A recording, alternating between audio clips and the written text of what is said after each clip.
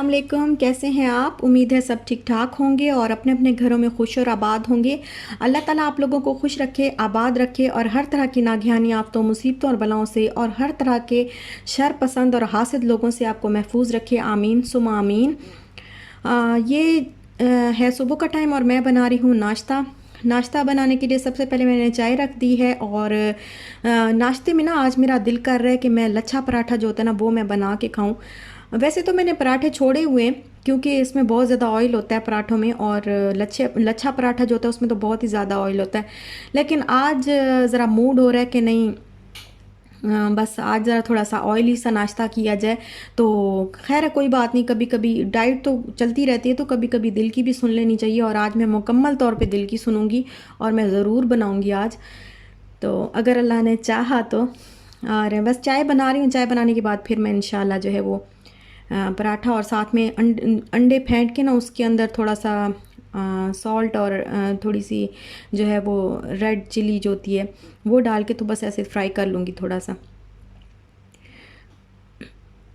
अच्छा वैसे ना मेरा, मैंने कभी नहीं कहा, पता नहीं क्यों मेरा आज दिल कर रहा है कि मैं कह दूं कि जो लोग मेरे चैनल पर नए आए हैं या जो मेरी वीडियोस पहले भी देखते हैं बट उन्होंने सब्सक्राइब नहीं किया, तो प्लीज़ जो है वो मेरा चैनल सब्सक्राइब कर लें और बेल आइकन को आप ऑल की ऑप्शन के साथ ज़रूर प्रेस कर लें। इस तरह मेरे सारे व्लॉग, आने वाले सारे व्लॉग्स और रेसिपीज़ हर चीज़ आप तक पहुंच जाएगी, जल्दी पहुंच जाएगी।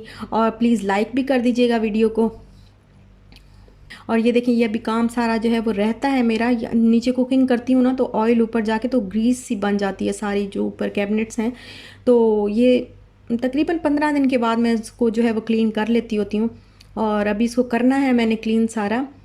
और अच्छा मुझे याद आया कि मैंने रखे हुए थे ना माल्टे के छिलके जो होते हैं वो मैंने रखे हुए थे ड्राई करने के लिए, तो मैं देख लूँ। और ये देखें, ये तकरीबन जो है वो ड्राई हो चुके हैं। अभी और भी लेके आऊँगी माल्टे, तो उनको भी, उनके भी छिलके इसी तरह रख दूँगी ड्राई करके, तो फिर इंशाल्लाह मैं इनका उपटन बनाऊँगी।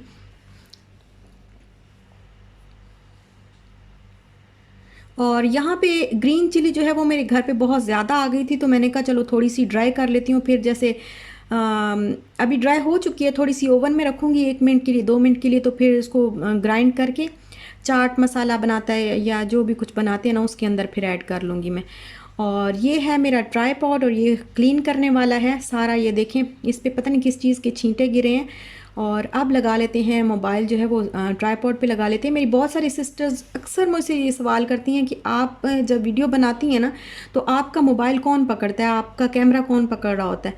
तो कैमरा कोई पकड़ता नहीं है, ये मेरे पास ट्राईपॉड है, मैं इसके ऊपर लगा लेती हूँ और सेट कर लेती हूँ, और फिर साथ साथ काम भी होता रहता है और आपके साथ बातें भी होती रहती हैं, वीडियो भी बनती रहती है।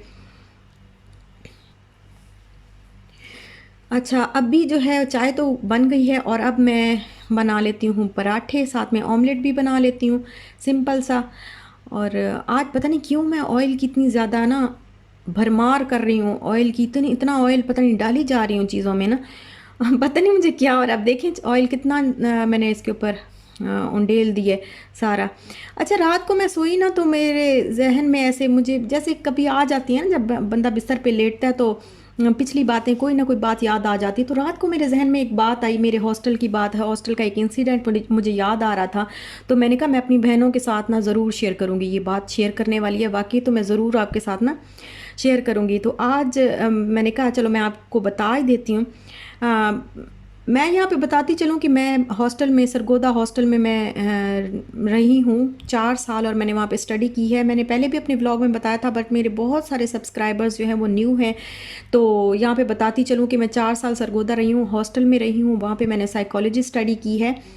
तो जब मैं हॉस्टल में रहती थी ना तो हम जब घर, जैसे सारी जो सिस्टर्स होती हैं एक रूम में तकरीबन 5 से 6 जो है वो लड़कियां होती थी, और जब हम घर जाते थे या घर से वापस हॉस्टल में आने लगते थे तो जो हमारे ज़रूरी सामान होता था जैसे मेडिसिन वगैरह हैं, सारी चीज़ें जो हैं वो हम अपने साथ ले आया करते थे कि हॉस्टल में फिर अंकल से मंगवानी तो पड़ती थी।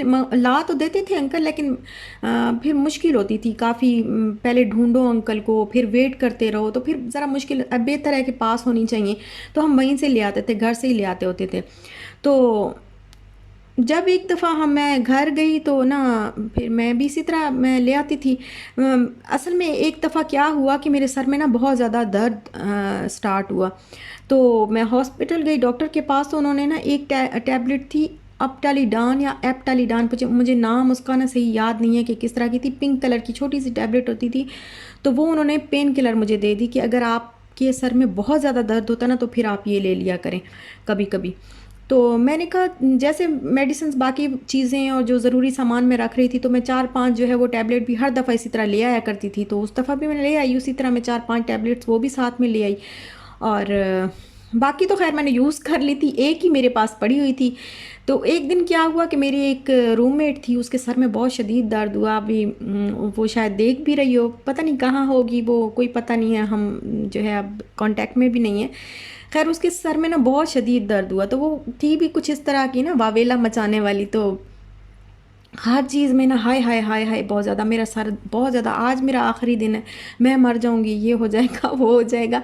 तो इस तरह की वो बातें करना शुरू हो गई उसके। खैर उसके सर में बहुत ज़्यादा दर्द था, तो कोई उसकी टांगें दबा रहा है, कोई उसके हाथ दबा रहा है, कोई उसके बाजू दबा रहा है, कोई सर दबा रहा है, तो उसको हौसला भी दे रहे हैं, साथ में हंस हंस भी रहे हैं कि एक सर दर्द से तुम नहीं मरती हो, कुछ नहीं होता।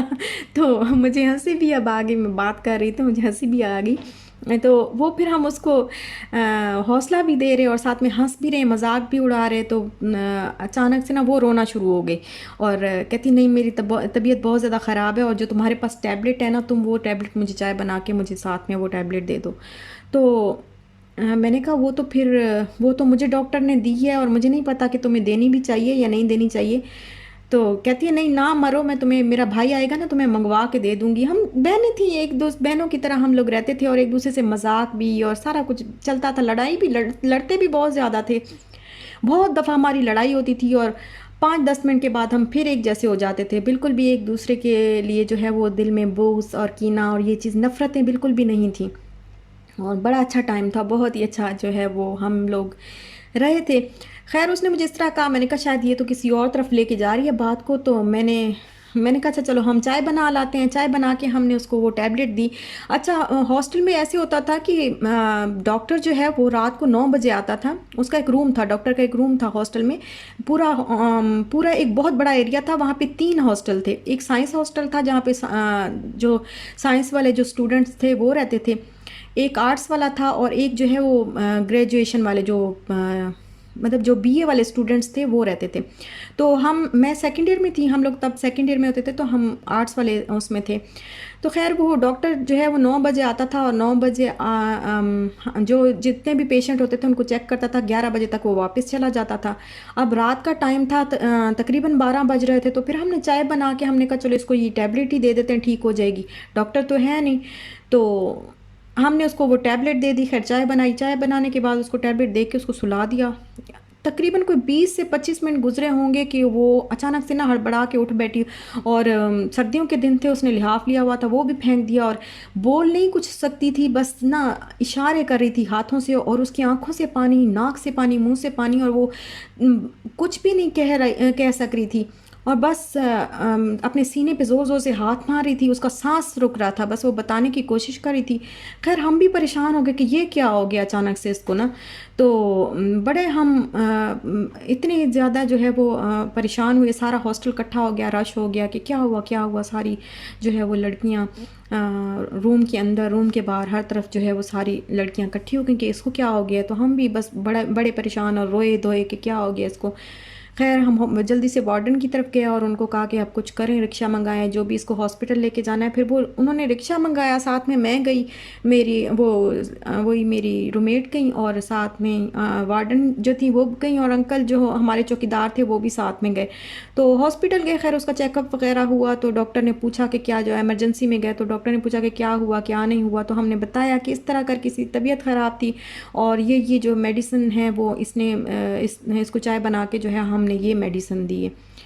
तो जब सारा चेक वगैरह किया डॉक्टर ने, तो फिर डॉक्टर ने बताया कि ये जो मेडिसिन है ये पेन किलर बहुत स्ट्रॉन्ग है और ये हर इंसान के लिए नहीं होती। कुछ लोग होते हैं जिनको ये सूट करती है, कुछ लोग होते हैं जिनको ये सूट नहीं करती, तो ये हर एक को ये नहीं देनी चाहिए। तो ये खैर आपने ना इस तरह आइंदा एहतियात करनी है कि आपने ख़ुद भी नहीं लेनी, किसी को देनी भी नहीं है। अगर आपसे कोई मांगे तो उसको देनी भी नहीं है। पहले आपने उसको बोलना है कि आप डॉक्टर के पास जाएँ और फिर वहाँ से मेडिसिन लें।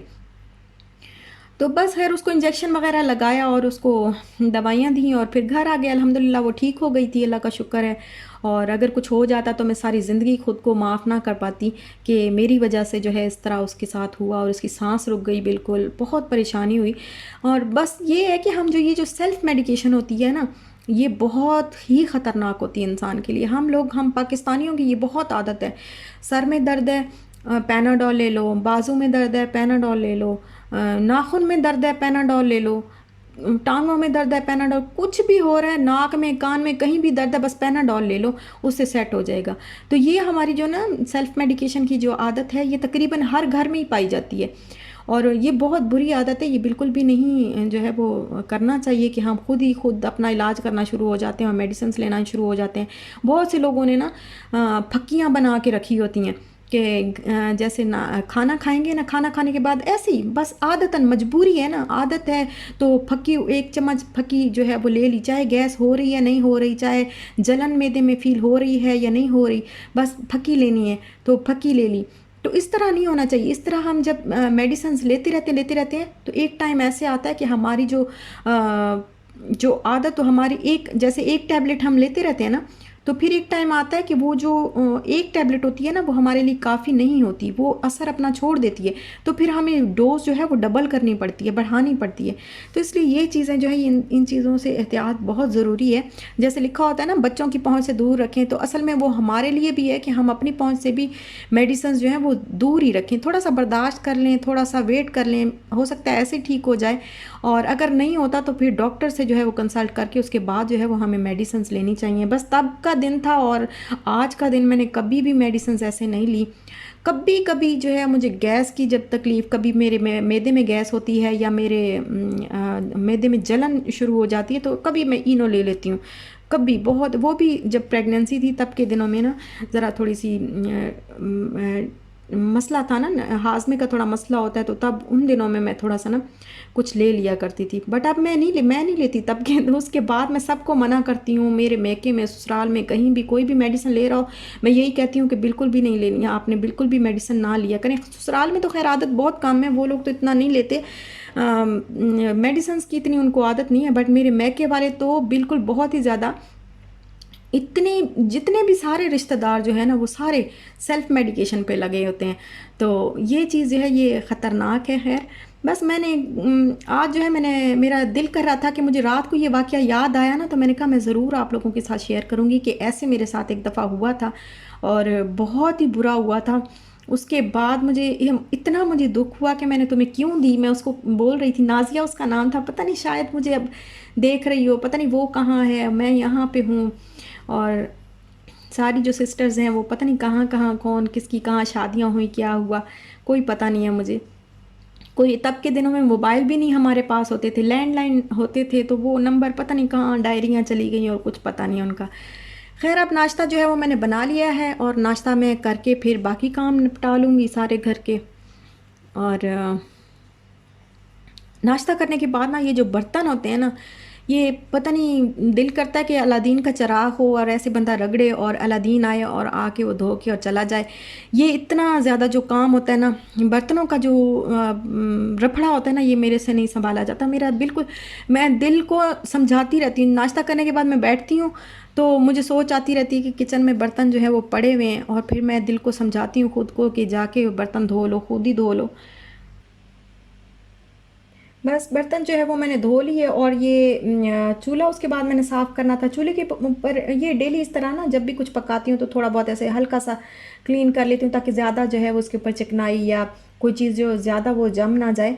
वैसे जिफ के साथ मैं हर 2 या 3 दिन के बाद इसको क्लीन करती हूँ, तो ऐसे थोड़ा सा हल्का सा मैं कर लेती होती हूँ इसको ऐसे ही रोज़ाना।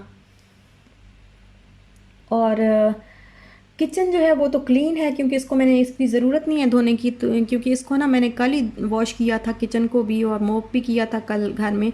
तो क्योंकि इसमें ना मैं पानी बहाती हूँ, बाकी घर में ना गटर जो है ना उसकी जाली नहीं है, तो वहाँ पे मोप ही करना पड़ता है, लेकिन किचन के अंदर गटर की जो है वो जाली लगी हुई है, तो इस पर मैं पानी डाल लेती हूँ और वाइपर के साथ सारा बहुत ही आसानी से क्लीन हो जाता है। तो हर तकरीबन 2 दिन के बाद मैं इसको क्लीन वॉश कर लेती हूँ, या जब कुछ ज़्यादा कुकिंग कर रही होती हूँ ना, तो फिर नीचे सारा गिर जाता है, तो फिर उसको क्लीन कर लेती हूँ। और यहाँ पे मैं, अब दोपहर के खाने का टाइम है, तो कल रात को ना हमने बिरयानी मंगवाई थी, और ये काफ़ी सारी पड़ी हुई थी, तो मैंने कहा मैं और इशाल जो है वो यही खा लेते हैं आज, कुछ नहीं बनाती, बस यही। अब फिर मैं गरम करने लगी हूँ। ये हमारे घर के पास ही ना एक रेस्टोरेंट है, छोटा सा है, तो वहाँ से हम मंगवा लेते थे, जब भी कभी हमारा दिल करे तो मंगवा लेते हैं। और ये है एयर फ्रायर मेरा पड़ा हुआ है, इसमें बहुत सारी रेसिपीज़ मैं बनाती तो रहती हूँ चीज़ें, लेकिन आपके साथ शेयर करने का जो है वो मुझे मौका नहीं मिला काफ़ी दिन से। और बहुत सारी रेसिपीज़ ऐसी हैं जो शेयर करने वाली हैं, बाकी जब मैं बनाऊँगी ना तो फिर मैं आपके साथ शेयर करूँगी इंशाल्लाह। आगे बहुत सारी बनाऊँगी रेसिपीज़ इसमें, तो शेयर करूँगी आपके साथ मैं ज़रूर। अच्छा, ये है ना, मैं उस दिन बताना भूल गई थी, जब मैं ज़िमी वॉक गई थी ना, तो वहाँ से मैं ये जो क्या कहते हैं इसको, शीट मास्क जो होते हैं ना, ये मैं लेके आई थी। तो उस दिन मैं बताना ही भूल गई और दिखाना ही भूल गई, तो आज मैंने कहा मैं आपको दिखा दूँ। वैसे ना मैं मिनीसो से लेके आती हूँ और मोमोसो से लेके आती हूँ, ये इस तरह के शीट मास्क, उनके बहुत अच्छे होते हैं, क्यूकम्बर वाले होते हैं, एलोवेरा वाले होते हैं, ऑलिव्स ऑयल के होते हैं, ऑलिव्स वाले, और कौन सी चीज़, ग्रीन टी वाले मास्क, बहुत सारे जो है वो होते हैं, तो वो मैं लेके आती होती हूँ। लेकिन जब मैं ज़िमी वॉक गई ना, मैंने कहा यहाँ पे भी कोई होगा मास्क, तो मैंने उनसे पूछा, तो उन्होंने कहा कि हमारे पास सिर्फ यही है। तो ये लेमन और मिल्क के साथ हैं। ये मुझे अच्छा लग रहा है, लेकिन मैं ले आई थी, लेकिन मैंने अभी तक यूज़ नहीं किया। जब मैं यूज़ करूँगी तो इंशाल्लाह मैं बताऊँगी कि ये कैसा है, और इसकी इंस्ट्रक्शन ये सारी दी हुई है उन्होंने। ये लेमन और मिल्क के साथ है, और लग तो अच्छा रहा है वैसे। तो ये जब यूज़ करूँगी ना फिर मैं बताऊँगी कैसा है। अच्छा, बस यहीं तक था मेरा आज का व्लॉग। आपको अच्छा लगा हो तो लाइक शेयर सब्सक्राइब ज़रूर करिएगा। अपना भी ख्याल रखिएगा, अपने प्यारों का भी ख्याल रखिएगा। इंशाल्लाह मिलते हैं फिर नेक्स्ट व्लॉग के साथ, तब तक के लिए अल्लाह हाफिज़।